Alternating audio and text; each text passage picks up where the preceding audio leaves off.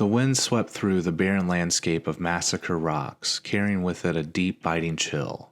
The Snake River shimmered under the moonlight, its surface deceptively calm. For Alex, the overnight camping trip was supposed to be a peaceful escape, a chance to disconnect and find solace in nature. He'd heard of the legends surrounding the area, whispers of tragic history and restless spirits, but he dismissed them as local folklore. The only sounds were the gentle crackle of the flames and the occasional rustle of leaves, but as the hours stretched into night, an unnatural stillness settled over the area.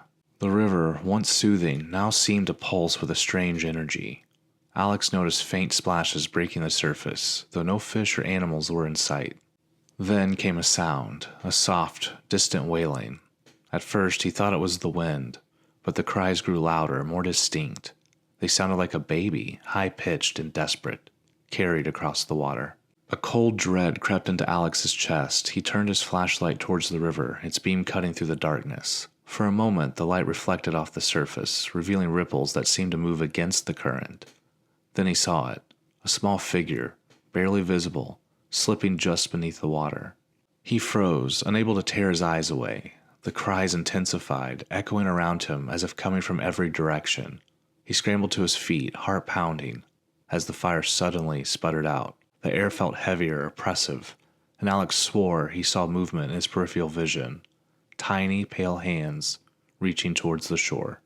Panic overtook him. Grabbing only his car keys, Alex bolted up the path towards his vehicle, the cries still ringing in his ears.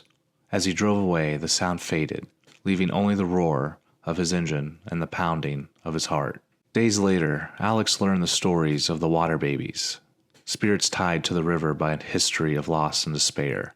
He hadn't believed in such things before, but that night at Massacre Rocks left him questioning everything. Something was out there, something he'd felt, seen, and heard, and it wasn't just a legend.